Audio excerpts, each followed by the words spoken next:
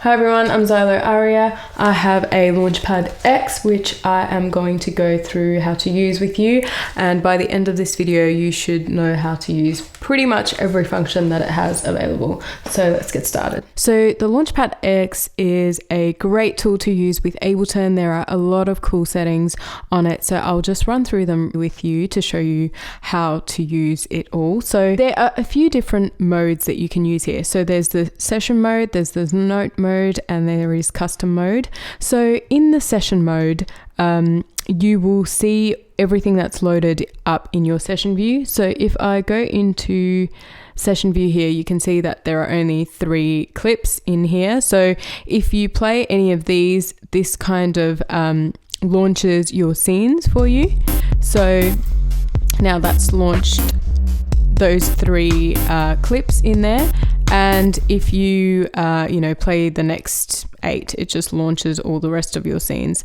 So there's nothing there, so nothing is playing. And then if you press this session again, it turns into a mixer. So this is really cool. There's some settings here that you can use. So if you go into arrangement view, you can see this a bit better. So if you're playing your session now, if I have these playing, then if I go into volume, these are basically volume faders. So for these 3 tracks, so 1, 2, 3, I can turn the volume down completely, or I can turn them up.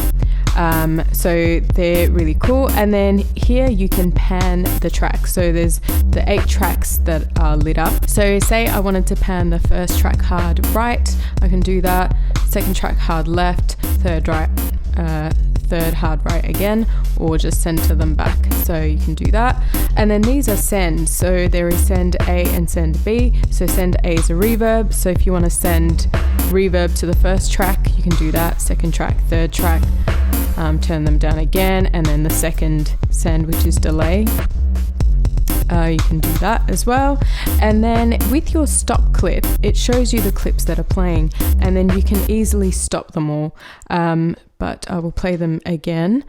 And then if you go back into mixer, there is also mute and solo. So mute just basically mutes the different tracks. With solo, by pressing these, you can solo the different tracks as well. And then with your record, then you can arm each track for recording as well. So that is your session and your mixer. When you long press that, there's a few different functions that come up. There is the LED, the velocity, the aftertouch, and the fader mode. So this is the LED, so you can turn your LED down, turn it up. This is your input and output. You can change those, and then this puts your LED to sleep. And then in your velocity, you can change how sensitive your pads are to velocity with low, medium, and high. Or you can turn off velocity sensitivity altogether. And then you can go into the aftertouch. So not all instruments are going to have that enabled. So there's a few different settings. Again, you can turn that off or turn it on, and there's low, medium, and high on there as well. And then your faders, you can, so those faders we had in our mixers for volume panning and everything like that, you can either have them velocity sensitive, or you can turn that off as well. The next thing is note mode. So there's a few ways that you can set this up. I think by default it is in a chromatic scale, but you can easily change this. So if you long press note, this changes from chromatic or gives you a few other options. So this is scale mode, and then there is 2, 3, 4, and 5. So I'll show you what that means. So when it's in scale mode, if you go back, then each one of these is the 8 notes within your scale. So it goes up by octaves. And then if we go into note mode, we press 2, then basically it will go up every 2. So but then if we change that to 3, then it goes up by 3. So you can set that up how you want it. So it's scale 2, 3, 4, and 5. And then if you want to choose your scale, you can do that as well. So say we have it on scale.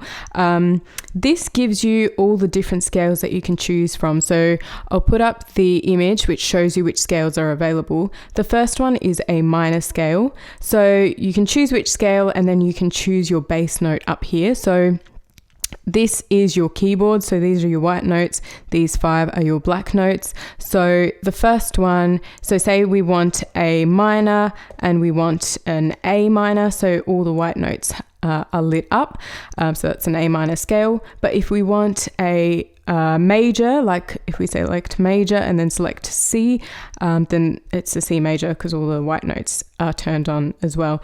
And then this section here changes your output of your MIDI. So if you want your MIDI to go out of a different track, but you have a few different tracks that are enabled to record, you can change that down here as well. So that's your note setting. So say we leave it as A minor. And then the other thing is custom. So that is kind of set up like a drum rack. So if we go into this, it's set up as a drum rack. But you can really easily change what custom mode does. So in your custom mode, you have your drum rack and your note mode with 4 different octaves stacked on top of each other. And then you've got 2 separate pages as well. So if you go into Novation Components, you can go into Launchpad X, and then that will load up.